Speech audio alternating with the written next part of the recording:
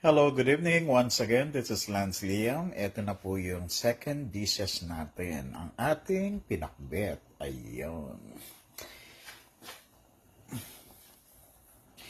So, yan po ay nilagyan ko siya ng ampalaya. Ito yung ampalayang Ilocano. Yung masyadong mapait. Tsaka yung mga okra, meron pong... Ako po naglalagay ako ng pipino dyan sa pakbit ko.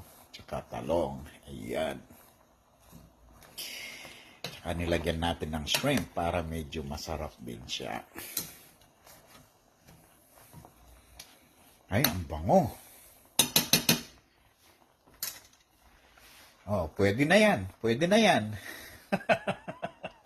This is our pinakbet na meron siyang pipino, cucumber.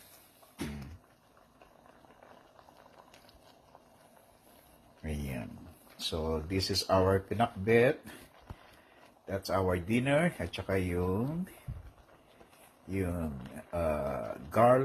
buttered garlic shrimp. Ayan.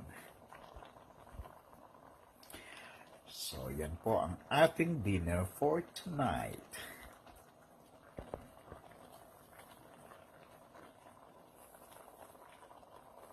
Gusto ko dun sa gulay, it's half cook lang.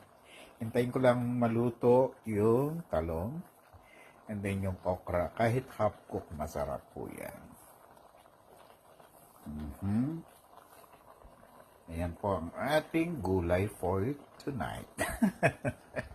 Gulay-gulay naman tayo paminsan-minsan.